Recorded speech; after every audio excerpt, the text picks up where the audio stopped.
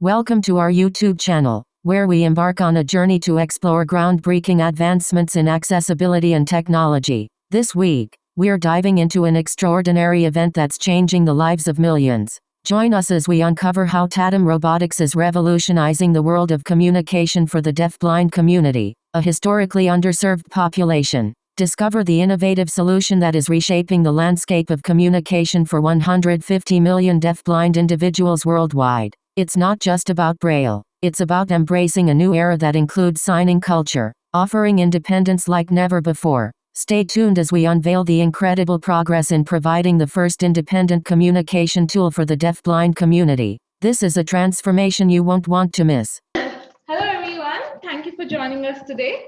Let us welcome our very special guest today, our Northeastern alumni, Samantha Johnson. Let me take this opportunity to also welcome our allied leaders, Sandra Shafagan and Dr. Mona Mankara. I am Fareen Zubair. Okay, the screen's back. Thank God. This is Fareen Zubair, the Allied Project Manager, signing in for today as your host.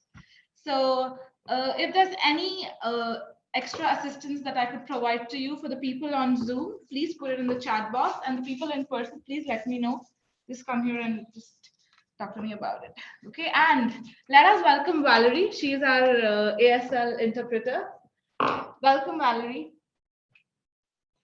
So let me tell you something about our guest, who's not just pretty, but also Thank you. Who has a commendable mind. It's a true pleasure to have you here. Join us today to share with us your work journey as a founder of Tatum Robotics. After years of studying engineering and assistive technology, Samantha knew she wanted to continue working to aid her peers in the disabled community. Now working on hardware development, Samantha leads research and development aims in manufacturing. That's so cool. The main mission of Tatum Robotics is to help create a more accessible world for people with disabilities through innovative assistive technologies. They are dedicated to maintaining an inclusive team and community-driven collaborations to ensure that all discoveries are effective, ethical, and promote the advancement of all. Before I go on and on about Samantha and her work, let me give the floor to Samantha. Samantha, the floor is yours. Everyone can put in your questions in between. Yeah. As Samantha would take her questions in between, or you can even wait for the last 15 minutes. Whatever works best for you guys. Well, thank you all for joining me today, joining this amazing project that I just learned about, but I'm so excited to now be a part of going forward. As Fareen mentioned, I am the founder of Tatum Robotics, and we're developing assistive technology for people with deafblindness, so concurrent vision and hearing loss. So on the slide here, we have a picture of what tactile signing looks like for those on Zoom. It's a picture of two men, and one man is holding on to the hand of another, which shows just how people with deafblindness communicate, which is through tactile signing. So as we can see the interpreter using visual sign language here, people who are deafblind actually hold on to the hand of the signer to receive the signs that way because they're not able to see them visually. And there are actually millions of people with deafblindness, whether that's partial hearing and partial vision or complete deafness and complete blindness. And as you can imagine, there is a big accessibility issue with this due to the lack of independence and accessibility tools that are targeted for the deafblind community. So on the slide here, we have another picture showing tactile signing, which is showing that it takes two people. Samantha, share your screen. So one of the greater problems with deafblind tactile signing is the requirement of having another person next to them. So for instance, if there's not somebody sitting directly next to a deafblind person, they're unable to communicate with them because they need to have that hand-over-hand signing. And as you can imagine, that leads to great instances of anxiety and depression that is linked to isolation and loneliness. And we actually started this project. We began this project during COVID, where social distancing was preventing the spread of the COVID virus, but also preventing a lot of accessibility for deafblind people. They weren't able to access the news or important information regarding the virus, and that's actually when we got started, was during that time. And what we wanted to do was create a solution that really just fit into their current means of communicating currently. So we didn't want to try to reinvent the wheel, make them learn a new method of communication, but something that already fit into the tactile signing infrastructure that they were used to. So what we developed was a tactile signing system. So this actually began as my master's thesis, which is why I know the faculty here. And what we developed at that point was a finger spelling hand, which is what I have here. It did not look like this during my thesis, as Sandra was just remarking. Oh yeah, no, yeah. Oh, okay. Yeah, Mona was on my, thesis. he was on my committee. Was on my committee. Yeah, so what we developed was a tactile signing system. So the goal for this was that, so just as deafblind people currently would hold on to the hand of another signer, they could hold on to the robot in the same way. And the goal for this wasn't in any way to disrupt the current ecosystem of using interpreters, but to really just supplement that. So if they're at home, they could now access books and emails the way that we do, but they could still then go out if there was a presentation like today, we would still get an interpreter. This is not meant to in any way replace interpreters, but just supplement and give deafblind people greater access to entertainment, news, healthcare, whatever works. Currently, a lot of people, one of the main questions we get is, don't they use Braille? And actually, a lot of deafblind people do know Braille. So traditionally, if you became deafblind, if you were born deafblind and you were educated, you would then learn Braille. So for example, if you went to Perkins School, you might learn how to use Braille there. But you still have the same problem, because if you want to watch the news, right? Like as a blind person myself, sure, I can hear it. But if I was deafblind, like there is also still no output of the audio of the news into Braille.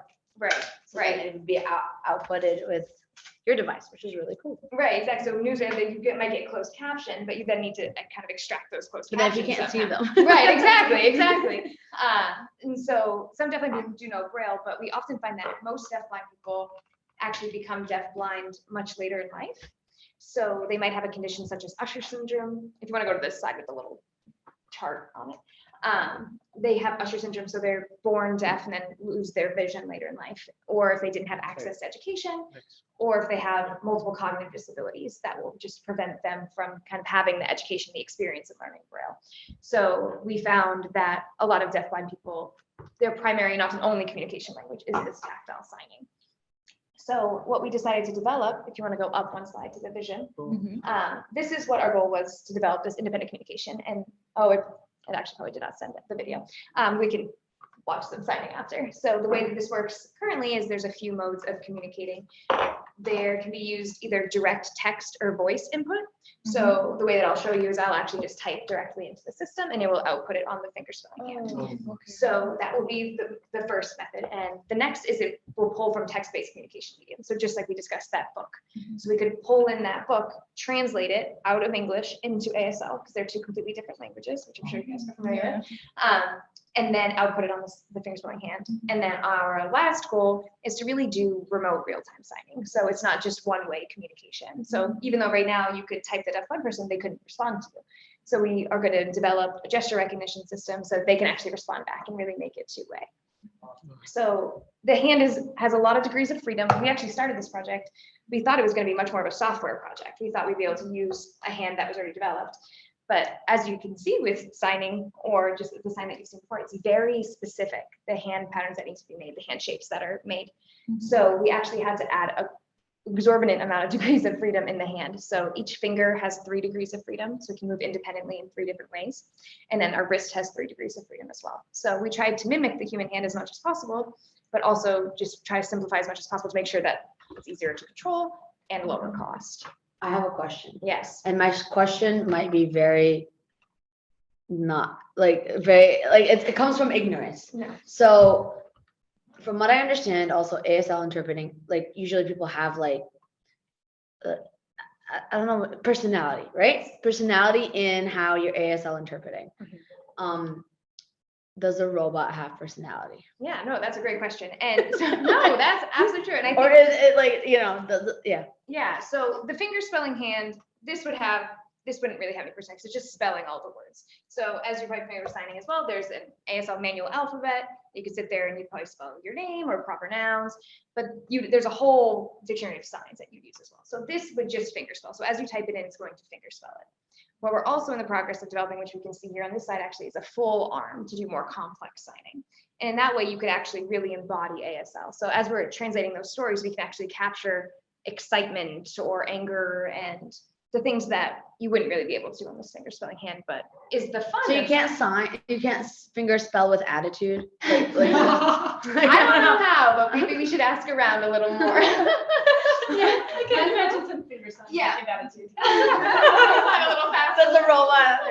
I saw your hand make a fly, like FLY. Oh, on your yeah. website. That was so cool. And I could understand it, even though I don't know sign language. Yeah. Yeah, I can type into later. You guys can Is see it after you how learn it's to signing. fly? Yeah. Yeah. So, and what one's also talking about is like there's a lot of expression in sign as well. So a lot of in facial expression, which you can imagine for deafblind people is less important. So because they can't see your face, but we can't just kind of disregard that. So in tactile signing, there's actually different grammar patterns that's used. So when you ask a question in signing, you just like raise your eyebrows to indicate that that's a question. Yeah. Or if you're really mad, you might make So really how? mad eyebrows. Yeah, down. I was pointing to it. Wait, what is really mad? I've never really actually seen. Yeah, so if you were really mad and you were going to sign visual sign, you would scruff your eyebrows are pointing down, and then you'd use the sign. Like this? Yeah, exactly. Mad. But for tactile signing, they wouldn't be able to see that expression. So there's different signs that you might use, like the question sign, it's a question wiggle, or they might use the sign for really instead of using your face that way. So our linguist who's actually on the call, Nicole Rich, she's actually working on developing those algorithms specifically for tactile signing, so tactile ASL, which has never really been kind of prioritized before. So we've been looking a lot at the literature and working with a lot of deafblind people in the community. So we have deafblind people coming all the time, and we do interviews with them and recordings to really try to capture what are those differences between ASL and tactile ASL in order for this to really work for the deafblind people. I have a question. Yeah. Like, since we are trying to also incorporate emotions or other things apart from just the letters, would also like different types of vibrations or like force also, would it be a useful thing, or does it not make any sense to people who actually use it? No, absolutely. So things like speed are a great point. So if you were going to say, if you're walking slowly, you might just sign things. But you're walking really fast, you might sign faster. So absolutely, speed is a big kind of determinant on what the expression might be trying to convey. You also things like haptics. So if you were doing the sign for hard, if it's like kind of hard, you might just really hard. And the way that we're doing that is that's the plan is actually to use haptics for that, exactly like you meant. So you have some integrated vibration motors so that when you do hard, you don't actually have to like slam a robot hand against them. You can use that embedded haptics so they get that same feeling. Yeah, great question. Yeah, so those were our current, like, so we started with finger spelling hand, which is what we have here today. And then our next step is the signing system. And if you want to jump to the next slide. Sorry, I gave you a big job. And what's really important as we design these is that we need to make sure that they're still low cost and make sure they fit into the government grant programs. There's a lot of really cool robotic solutions out there, like arms and the shadow hand, but they're just too expensive that we actually wouldn't be able to help any deafblind people with those because they wouldn't fit. So what we actually have to do is make sure that they fit into government-based grant programs. So there's a great program called I Can Connect, which is how deafblind people access assistive technology. So if they do use Braille, they would actually go through this grant program, this program to get that technology. So we actually work with them directly to make sure that the pricing that we're ensuring will actually still fit into that so that they will be able to access it later. And we also need to make sure that it lasts a really long time. As you can imagine, deafblind people won't be able to troubleshoot too much. So we, unlike, a lot of, like your phone malfunctions all the time, right? But you kind of have a general idea how to fix it. So we need to not only design it really to work, but if it doesn't work, how can we inform the deafblind people that it's not working? What can we embed? Is there some sort of vibrations that we feel different than a sign, but could show them that maybe something's not working, or identify in a way that, it's a Wi-Fi connectivity issue. Maybe there's a way that if somebody was going to help them, that they would be able to notice that it's that. So we're trying to make sure that this is something that us on a back end, maybe we can see it as well. So all of our whole software right now is cloud-based. So that's how I just connected to the Wi-Fi, and I was just going to run the robot hand. So that also allows us on our end to see if they're using it. Maybe if they're not using it, is something not working? We can check to see if the sensor values are those still giving us what we'd expect to see, which allows us on the back end to, help them troubleshoot it for them, because we'll actually know what's wrong. So as we're designing this whole process, we have to make sure that at the end of the day, it's actually going to help the deafblind people by fitting into the right pricing structure and making sure that it works consistently. And the way that we do that is by working with every deafblind community group we can find.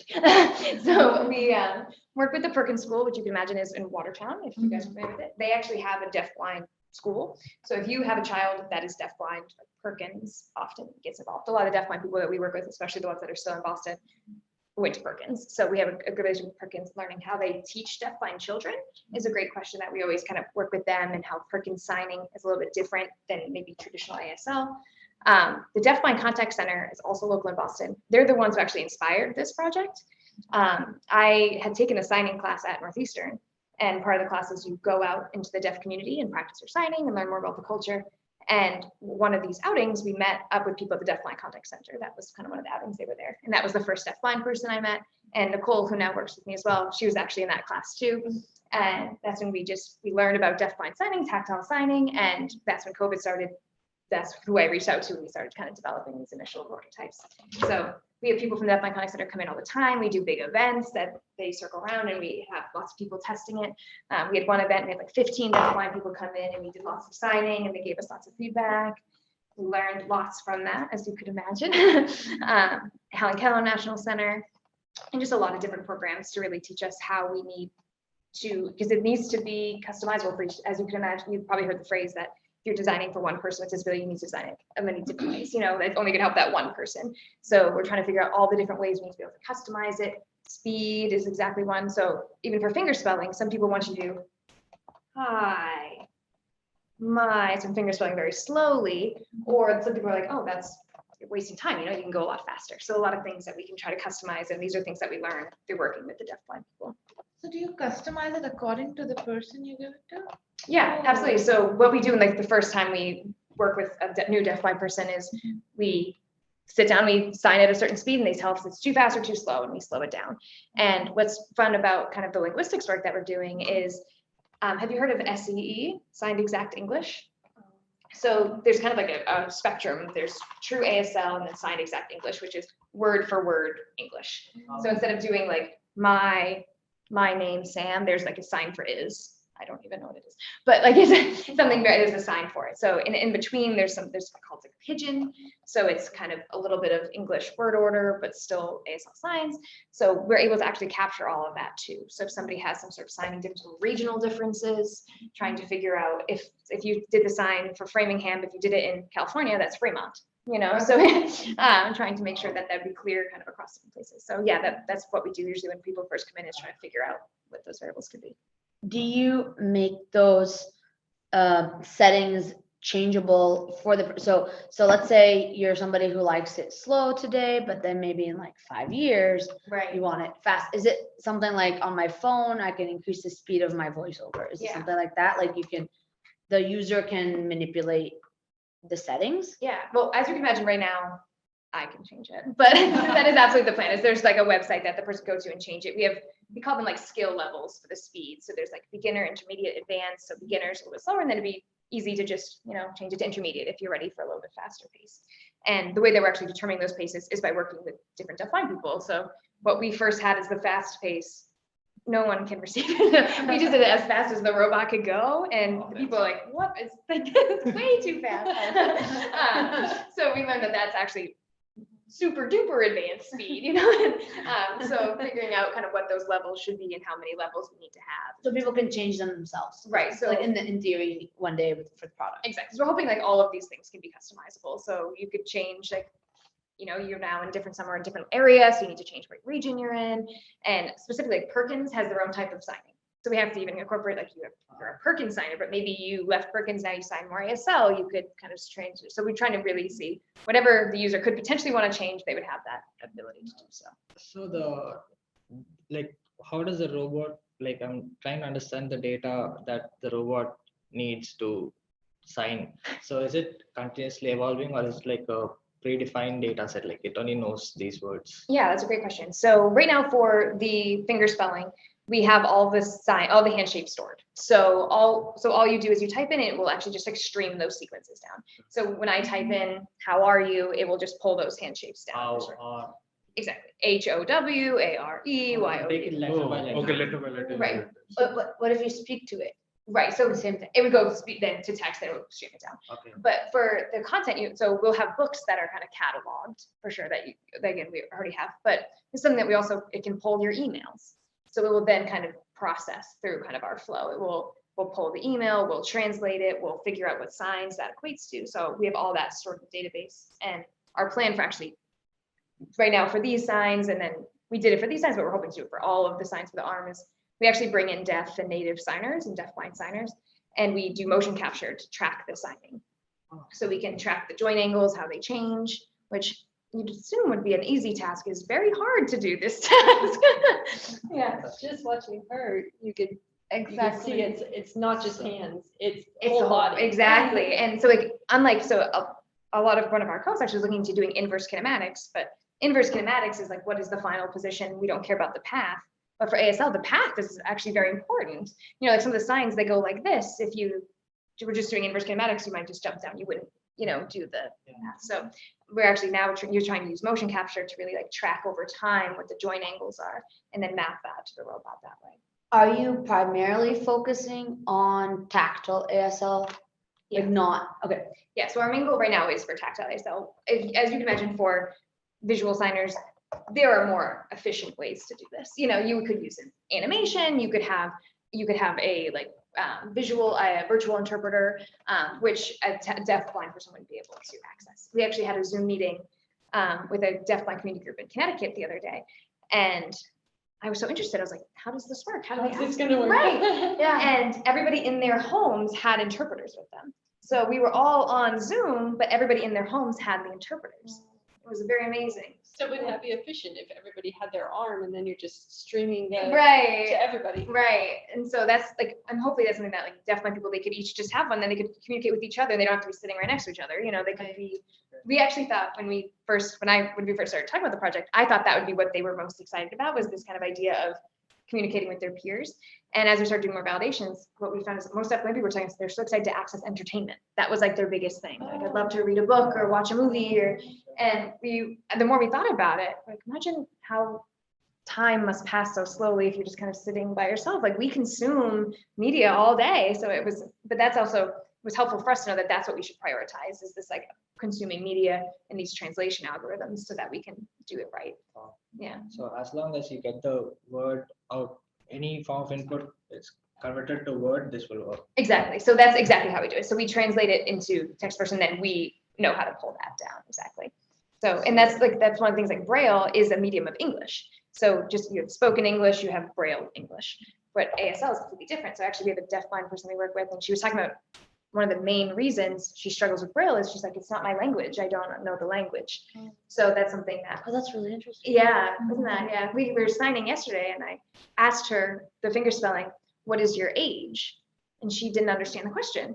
And I then signed, "How old are you?" And she understood the question. And I was like, "Oh, there's no sign for age; it's the sign for old." So I was like, that probably, that's just not the word that she would have used, which I think was really interesting for us, and like shows kind of why we need these translation algorithms, so they're making sure we're speaking in the vocabulary that they're familiar with. Can your device eventually be something that could be used for different types of signing languages across the globe? Yeah, that's a great question. So signing, as I'm sure you're familiar with, again, is not universal. There's like 300 sign languages across the world. And so we have to make sure that we can cater for all of those. So we actually we recently started a collaboration with Sense International India, and another group in India, because Indian Sign Language actually just got recognized as a sign language. So trying to figure out how would we need to adapt our algorithms for that language, and then is it the same hand shapes? And I don't know if you've seen British Sign Language before, but it's like A, B, I don't know, it's like two hands. Nicole would know if she, but how does that differ? Because a lot of ASL is one hand dominant, and tactile signers only hold on to one hand. But how does that differ if you were now in London and you were trying to work with a signer? So It's two hands? yeah, right. So there's a really an interesting question of how do we need to adapt the technology that we're working with, the algorithms that we're working with. So we're currently prioritizing ASL, and kind of all of our manpower is going towards translating ASL and everything, but that's definitely something we're keeping in mind and trying to form these collaborations now, so that once we can check off ASL, we can then move to some other languages and help other deafblind communities. You said collaborating with India, but like India, here you have only one language, like English. Yes. Same goes for London or some other place, but in India we have like 20, 28 languages different for different states. Yeah. And today, it sounds like there's a common signed language though. Yeah, exactly. So that's one of the things is That's what I wanted to ask. translate from what language to ISL is the big question. So that's the woman who we were working with. She was saying it might even be easier to start with translating English to ISL, just because a lot of the materials are, there'll be kind of the regional language and English. And then it could be something that you can work with linguists in each of the various countries and really figure out how can we make it specific for those regions. But India, it was a shocking number. This woman, she was saying she's the only interpreter in a region the size of California and Texas combined, and she's the only interpreter. And Oh my so, goodness. yeah, so even though like in America, like deafblind people have a hard time accessing interpreters and things, we only see that exacerbated in other countries. So it's definitely something that we want to make sure doesn't only benefit deafblind Americans. And tactile interpreting takes 2 people to interpret for a deafblind person because you have to switch off every 15 minutes. She's the only interpreter. Yeah, it's really interesting once you kind of jump into the deafblind community, the things you learn just kind of about their needs. And it was funny when we were even designing this during my thesis, actually, I made this silicone glove to go over it, and I thought they'd love it because I thought it would feel so human-like, and they wouldn't even touch it. They thought it was so creepy feeling. They thought it felt like a monster. And I think that really just like, we as like hearing sighted engineers, we can't make these decisions. It's really, how can we bring in these deafblind people to make these? And we just actually got our first round of SBIR, our first round of like seed funding. And so now we can actually have deafblind people in for like full days because we can afford interpreting staff for them and everything. So that'll be super helpful for us as we develop the interfaces, just like we talked about, and how we didn't just talk about problems and help with linguistics. So, because they need to be the ones at the end of the day making the decisions. Nice. Yeah. Do you have anybody deafblind on your team? We work with a plethora of deafblind people. And this is exciting now that we have this grant that we can now have deafblind people in full time, like we can have people in for full days. They won't be full time yet, but they'll be in for full days, which is really exciting. We have a number of deafblind people who we bring in very regularly, and we have a deafblind woman. She's a software engineer, so she's super helpful. She understands kind of the background a little bit more, so she gets some of those questions. One deafblind woman we work with, she used to be a teacher at Perkins, so she's really clear, concise with her signing, and she gives us she was in twice this week, just like refining a lot of our letters. And because it's funny, it's like if I were to make an F, it would kind of have all of my fingers a little bit angled. And that's how we made the F for the fingers. And the deafblind people were like, oh no, stand them all straight up. Don't make any bend. It would be clearer for us to receive, which is just something we wouldn't have known. Like, this is how we see it being signed, but it's even, we can do some things that are a little not human-like with the robot because it can. Is it like the equivalent of speaking clearly versus like mumbling? Exactly. That's exactly the reference I gave. I was talking about. I was like, and every speech pattern can be refined. I talk very fast, and it's something that, the robot, she's like, you could make it clearer, and how can we do that? So, and some of the feedback is recently our thumb used to be kind of bent inward a little bit, and she's like, the letter L would be much clearer if the thumb were like hyperextended. So then we could redesign the finger to be a little bit more hyperextended, so we can get that feedback and make those design changes. So you're saying like for like the customization part, or like right now when you're kind of refining the language, like you've been able to have a lot of input from deafblind people. Were you able to also have that like at the very beginning, like planning stages of the project? Yeah, great question. So that's been really helpful. So the Deafblind Contact Center, this was designed in collaboration with them from the very beginning. So they were the ones who kind of gave us that initial feedback of, and it was funny, I was talking, Kara Bellina was my thesis advisor. At the beginning, we talked about, should we add an extra, should we make the fingers extra long or the hand extra small? Like what it could be, do these interesting design changes. And the deafblind people were like, no, make it feel like person. So we got like really early stage feedback, and it was hard at the beginning because it was COVID. So we would go pretty long stints without being able to talk to deafblind people. That's why I spent months designing this glove, and then we couldn't use it. So it's been really helpful now. A little bit out of that, we can have interpreters more frequently. We can have deafblind people come in more frequently, so we can actually get feedback more regularly. I have two questions. So the first one is, right now you said that they want it to be like a person's hand. Right. So I had a thought like right now it's like a hand, but what if they don't think of it like a hand, but rather just like a device where they can receive information and like say not just have 5 fingers, but have some other projections which can give more data to them. Right. So what do they think about that? Because do they seek that human connection? They want it to be like a human, or I mean, I understand that's a really huge factor, but would changing it from hand to anything else, would it be helpful for them if they can read it better, or get more information at a time? And the second question was like, apart from textual data, like have you had any thought of how would they be able to get information like music or something like that through a device like this? Yeah, so you might remind me if I forgot one of your questions. But the first one was, is it important that it's human-like, essentially? And what we found, the reason that a lot of people talk about why they love tactile signing is because they love that human interaction part. They enjoy that aspect of it.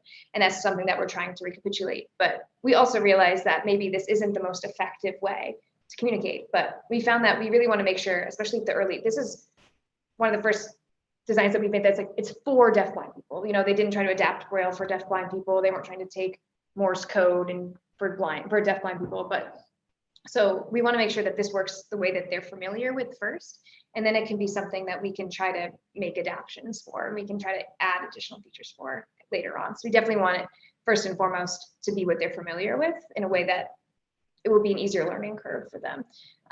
And what we've been trying to do though, with the idea of it being human size is there a specific human hand that's better? We started with the hand that was like, I call it a man hand, like it was a bigger hand, and they said they couldn't reach all the way across, they couldn't reach the thumb. So then we moved it to be a little bit smaller. And does it matter if the fingers are long and short? And really playing with like what type of hand would be the most effective for tactile signing. And your next question is kind of about music and art, I guess. And that really does get into kind of the idea of like interpreting. So that's not something that we've really gotten into, because in a lot of, if you've seen kind of somebody signing to music, like at a concert or something, they're fun videos, but it's more than just the lyrics of the song that they're portraying. And that's real interpreting that right now our algorithms really wouldn't be able to do that. That's not really what we're getting into. We're not interpreting, so we're really right now looking at documents. So we're looking at short stories, emails, websites, things that are texts that are written arguably with good grammar and punctuation. What about movies? Yeah, so taking like a transcript or something, we could do that. Right now, we're not in the part that we can do art, is kind of where we're kind of, because that's really where you'd need a person who kind of has the experience. They can get that computer vision kind of thing where you can just show the emotions through, right, digital this thing. Yeah. No, but for the deaf people, it can, Okay, but not for deaf hand, like, because the hand will mostly be, capturing the language for those who cannot say something like whatever. So, yeah.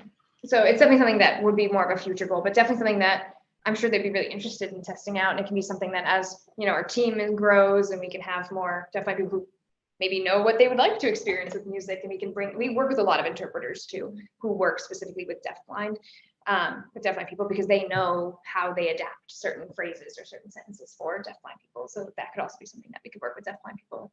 Have you ever interpreted music for them? How do you do it? What's the process? So we have not gotten there yet, but absolutely that we could foresee that happening. Vibration frequencies along with the words. Yeah, there is a really cool, actually Northeastern alum company as well called Tactus, Tactus. Yeah, they're making a vest for deaf people, and it's so they can receive music. That's exactly what it's for. So it vibrates if it's, I don't know anything about music. Different frequencies. Yeah, different places. exactly. So if it's like amounts. really heavy feel the bass, drums. it's here. If it's high octave, here. So that could be really cool. We actually chatted with them. We're like, yeah, we have to get those vests on some deafblind people, because I'm sure they'd love it. That actually has, like, wearing a vest and having it vibrate in different locations is also, people are looking at it as a mobility tool for blind people in space. Ooh. So then like when you're floating around, kind of which way is quote unquote, there is no down, right? In the space, there's no gravity, but there is still the floor of the Right. aircraft. Yeah, there's also a company, Space. that's using a vest for like phonetics. Yes. Yeah, so if you speak, it will kind of, a J kind of like makes this form of vibration. And so there's a lot of really cool technology with kind of haptics and vests and how it can be used to be an accessibility tool or even just a fun tool, I guess. Yeah. it's a fun time to be in assistive technology for sure. There's a lot of cool things. And I think that's something that like the price points that you're required to be at, if we didn't have access to like low cost manufacturing that we have, to cloud computing, all these things, we wouldn't be able to do it and still make it accessible. So I think it is like now's a good time to do it because we have access to all those resources. Like Sandra, we were just talking about, I started this in my apartment and I was making robotic hands in my apartment with the $200 printer I got from Micro Center, you know, so like now obviously we have better printers and things, but you actually like, can make progress in things with low cost components, which I think is exciting to be at that point. Yeah, if you go to the next slide, there's some pictures of some deafblind people using the device. Oh my God. That's definitely like the most fun part of what we do is really just the excitement that we're seeing. You can just see some deafblind people holding on to the robot hand with big smiles on their faces and excitement on the far right. She just got like 5 words right in a row and the excitement that she feels. And you can see, so the woman in the pink hat in the bottom left corner, so she has what's called close vision. So she's considered deafblind, but has partial vision. So instead of holding the hand along the back of the fingers, which most deafblind people do, and they can see where the fingers bend, she actually holds it on the wrist and is more just tracking it in space to make sure that the hand stays within her field of vision and she can kind of predict where it's going next and get a little bit more contextual information. So that's something, the device that I had made at Northeastern, the wrist wasn't in any way anthropomorphic. It was a robotic wrist, you know? And so like we had a deafblind person come in, he was trying to hold it and he didn't understand how to use it. And so that we didn't even consider people that had close vision. So kind of having him come in showed us we actually need to design the robot hand even further down. Yeah. Very interesting. Cool. Can we see it? Yeah, I was gonna say, I don't know what time it is, but definitely time to. We have some time for Yeah. some more questions if anyone wants to ask any more questions. I'm sure we'll have lots of questions When we move So it. Yeah. what do you think in the related to this assistive technology, where we should deep dive into the technology part, like being a software engineer, I would like want to research in this thing. Like how can we work in the assistive technology that? First of all, would you give us a chance to come and work with you? And if anybody ever wants to come to our office as well and come see kind of all the things we're working on, by all means, send me an email. Where is your office? Oh, we're at Mass Robotics, which is in Seaport. It's actually a really cool space in general. There's like 60 startup companies all doing some sort of robotics company. So there's people that are doing kind of grippers, but there's people doing agricultural robotics and drones and airplanes, and there's a lot of cool things happening. And your question is, where in software should you focus if you're looking to? Regarding to assistive technology, like how can we help through that? Like, yeah, I think there's a lot of really cool projects So many in that things. space. Yeah, I was just watching this video on this company that's doing a voice bank. And so they're recording people's voices so that if you were to lose it later in life, you could kind of use that form of language. Or if you've already lost your voice, like you could speak for this person. So you record like 50 sentences and it creates an AI that then can speak all of the words for you. So like giving voice to some personal assistants. right. There's a cool technology in terms of mobility of always, or even what's the name of the robot that it like helps feed people that don't have mobility in their extremities. So it's a device that moves very slowly and it has computer vision to sense where the mouth is, and it moves very slowly and safely. I'm sorry, I'm just going to restart this program. My computer disconnected from the internet. So I think if you kind of just look up what current things are happening in assistive technology, there's a lot of really cool projects that are happening that, and as you can imagine, all of them have some sort of software component integrated into it. Even the haptic vest, there's a huge amount of software that needs to go into it to map certain frequencies to locations. So I think you're in the right area of study to go into assistive technology. What was the hardest part of this one? The mechanics, the software, the integration, or the like making it for humans? Yeah, I think it was one of those projects that every step of the way we learned something more. So when we started this project, we were just doing letters and we were moving the motors like A, B, C, D, and then suddenly we had to move from S to M. We moved the motors and it's, and we're like, oh my gosh, we have to code some transitions between them. Right.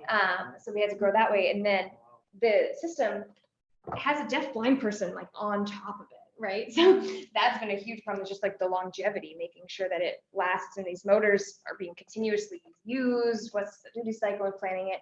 So I work on the hardware side. So I'm obviously gonna say the hardware side is harder, but the software piece obviously is a huge feat, how we're storing all of this information and able to pull it down in real time. There's no delay. I'm going to type the sentence and it's going to sign it. So that's also a huge project. Oh, But so what's been really helpful, these motors, for a long time, we were figuring out how are we going to actuate it. I probably played with like 15 different types of servos, linear actuators, stepper motors, and these are Dynamexel servos. They just came out like last year. And as soon as we put them in our system, suddenly it made sense how we were going to run it, how we could position control, we could track the current, we can control the velocity in ways that you just couldn't do with some of the other motors. And they're like $20. So like, and they're low cost and off the shelf, which at first I was like, I'm gonna have to design a motor. I have no idea how to do that, you know? And I studied bioengineering. So all of this was what's the phrase, French or whatever it is. All of it was French to me. I didn't know how to do any of it. So just the learning curve was pretty I steep. didn't know how to do any of it. 'Cause But I didn't know how to do robotics. I didn't know how to do robotics. I knew like I knew Arduino, like the basics of Arduino. And I was like, I remember looking up, like I was sitting in ISEC and I was like, how to move a motor, you know, how to rotate the motor. It start from the beginning. Yeah. is this Good for like, you. does it sign as you type, or does it like process taking a sentence? Wait, she's looking. I'm sorry, I'm listening to That's you. No, my question was, does it sign as you type? So I type and then I click enter. And then Okay. yeah, it's not tracking me. It's giving me some sort of. Will we get to see that? I sure hope so. Why Tatum? Oh, I don't have that. I'm sorry. I only opened one of the codes. Sorry. Why Tatum? It's when I started as my thesis, it stood for tactile ASL translational machine. It doesn't stand for anything now. It's also my middle name, which also. Oh, nice. Yeah, we were talking about. I didn't think it needed. I didn't know that you name everything in academia, and then Kara was like, "What should we name it?" And I was like, "Oh, I don't know." And I started like doing acronyms. I was like, tactile ASL. I was like, what kind of sounds like my middle? I was like, we could make it fit. All right, let's open the program correctly this time. I think we. Oh, I want to feel the hand. Oh, I also brought some fingers for you too, Mona, so you can feel those separately as well. So cool. Stop share with that.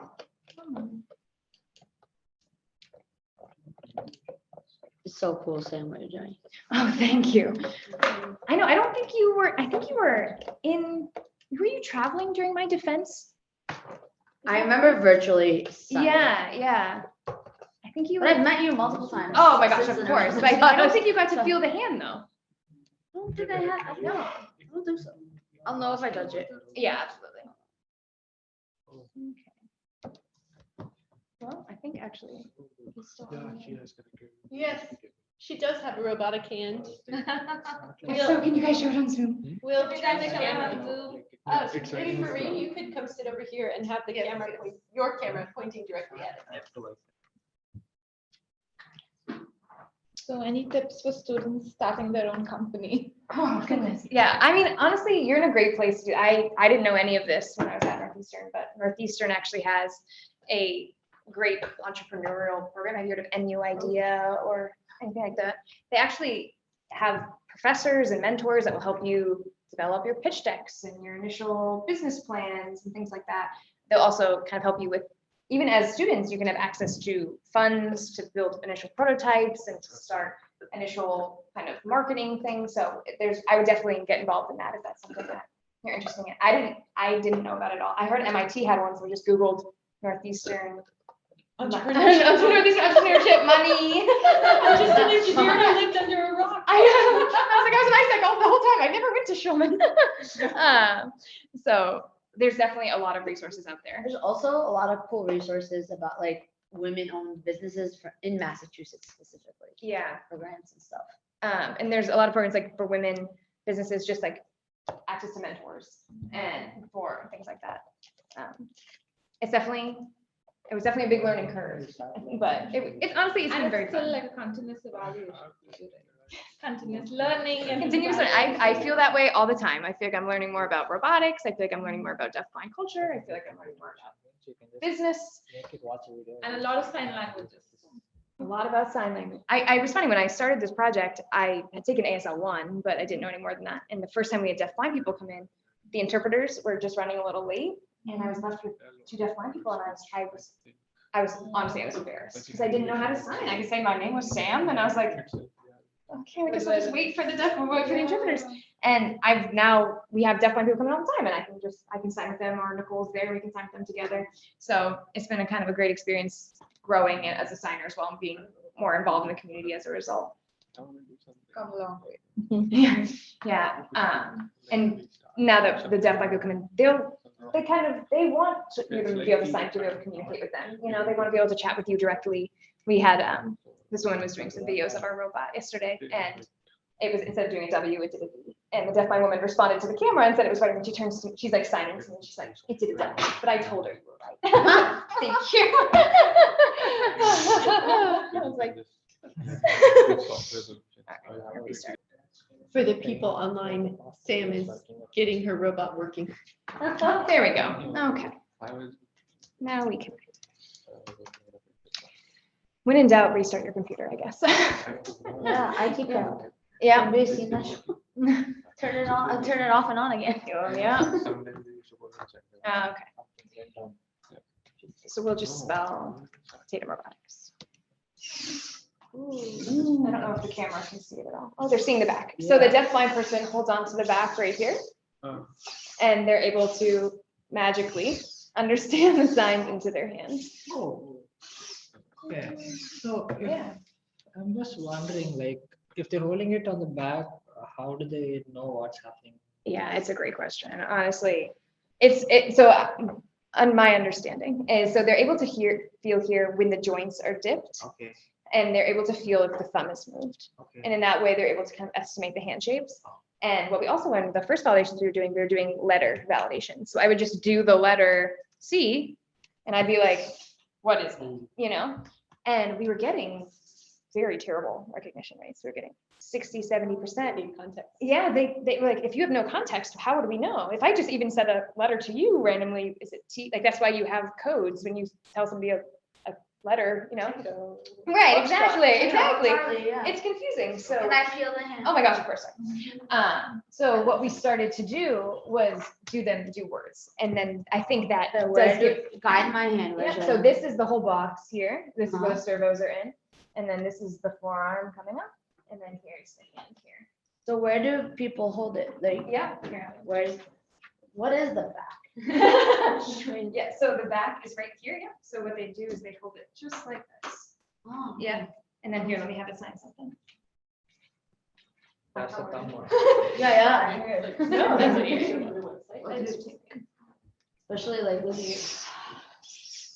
Right, exactly. So just like how you're doing it. So then they're able to feel what's starting to move. What did you say? I just signed Tatum, but I can sign, can I sign your name?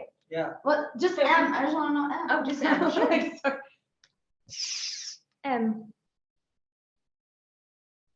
This is how I can learn.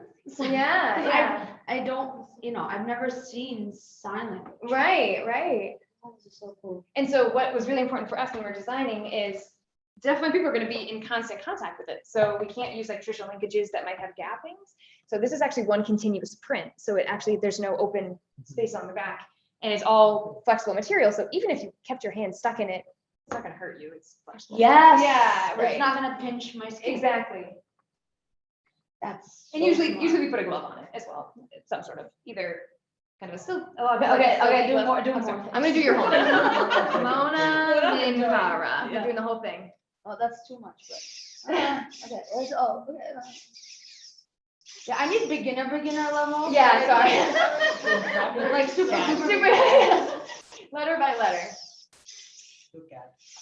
Yeah, I'm lost. But yeah, no, absolutely. But like, that's like things that we can so hold it for a certain duration of time. And could be there. And so some things like M, so some deafblind people really like M kind of more straight out, or some like it more tucked in. So those are things that we kind of note what people say, and if we hear it a lot, we either have to determine if Can I it's have like A? sorry, yeah. Like, is it a design change or is it a customized thing? So should we remake how we make M, or is it something that enough? So A is like. A is a closed fist, exactly. Sorry, I'm gonna use this to learn. Yeah, absolutely. Yeah, you can learn to fingerspell. And Julie, like fingerspelling obviously is not ASL, but there are a number of deaf people, like some people, deafblind people we work with, their families only know how to fingerspell, and that's how they communicate with their families. So it might not be the best way, but it gives you a way to communicate with people you wouldn't be able to before. Any words you guys want to see? Yeah. No, I was Good just gonna question. ask, because like I don't know anything about like ASL or fingerspelling or anything. Yeah. So I don't know if there's like, it's just all the letters, or if there's also like other things, like how many different signs does the robot, like is the robot able to do? Yeah, absolutely. So finger spelling, there's the alphabet like A, B, C, 26 letter A is alphanumeric alphabet. So you could sit there and spell everything. Like I could sit there and do like, hi, my name's Sam, and it will sit there and it will spell it all for you. But traditionally, Sorry, I have a question. yeah. When you transition between letter to letter, it doesn't go back to a base, it transitions between. Exactly. Sorry, I interrupted. No, but that's something that like at first, when I was first making initial prototypes, it was going up and down. So I didn't see that transition issue. And then when we learned after that first validation that we actually need to do words, that's where it's, it's important to actually have some sort of coded transitions. So we have to determine what is that transition point? Is there a median shape that we go to? Is there a time delay? And so we actually had a few interns sit there. They were very diligent and looked at every transition pair and determined what order do the motors need to move or which motors need to be during part of this transition. So everyone in the office knows the answer. everyone learns. We do classes, even at Master Robotics, we do classes. So anyone at Master Robotics wants to learn. So we got classes like every week, multiple times a week. Nicole teaches them do ASL1, ASL2 so that people can learn. Because we have definitely people come in all the time. So to be able to communicate with them. Yeah. That's the way the world should be. Yeah. I think we have time Wow, that for was Nothing's spelled. yeah. Wow. I think we have time for one more question. If anyone wants to go ahead and ask Samantha. If you have any more questions, you have my email or pass. I have put her link, the Tatum Robotics, as well as her email ID, if you don't mind. Yeah, please do. On our official NU ID. So please go follow And us. thank you so much for all of your questions.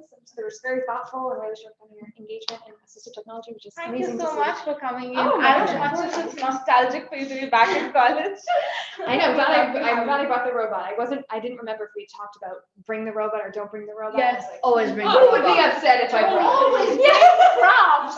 Oh my my God. God. I was like, Mona's coming. She needs to feel it. Because Mona wasn't at my defense. She was Yeah, like, no, this is my first time feeling it. Yeah, this is my first time. Yeah, which is Always bring the robot. so amazing. We were doing tests with deafblind people like over 2 years ago, like 2020. Up here. Yeah. And this woman was the first person that tested it. Remember Steffi? Yeah. Yeah. So it was this TPU material, and we've been testing out a bunch of different materials now.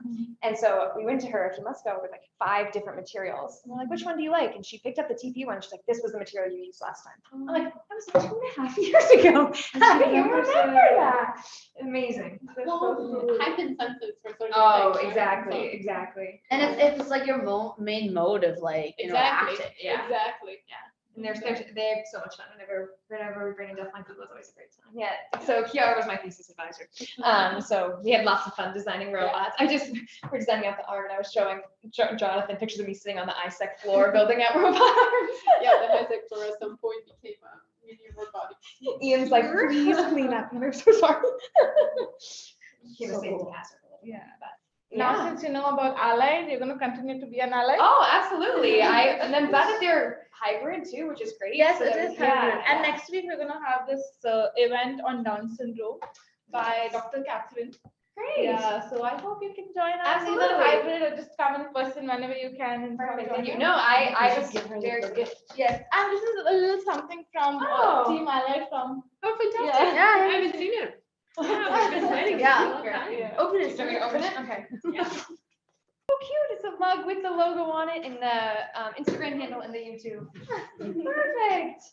So cute.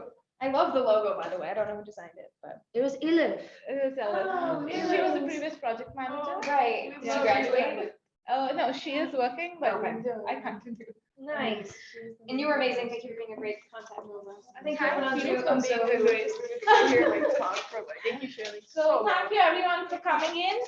Thank you, Valerie, for assisting us today. Thank you, Sandra and Mona. And thank you for our community. It would only go so far without all of you. So let's meet you next week, same place, same time, and hopefully we have Samantha too. Absolutely. It's your host signing off.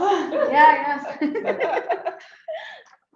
Remember, the conversation does not end here. Let's carry the knowledge and inspiration we've gained today forward into our lives, our communities, and our work. Together, we can create a world that is more inclusive, more compassionate, and more accepting for everyone, regardless of their abilities. Stay connected by subscribing to our YouTube channel, The Allied Project. Also follow us on our social media, allied_NEU. We have many more enlightening events and discussions lined up, and we'd love to have you subscribe to our newsletters by contacting us on allied@northeastern.edu. Thank you once again for your participation and support. Until next time, take care, stay inspired, and let's continue working towards a more inclusive world. Goodbye, and see you again.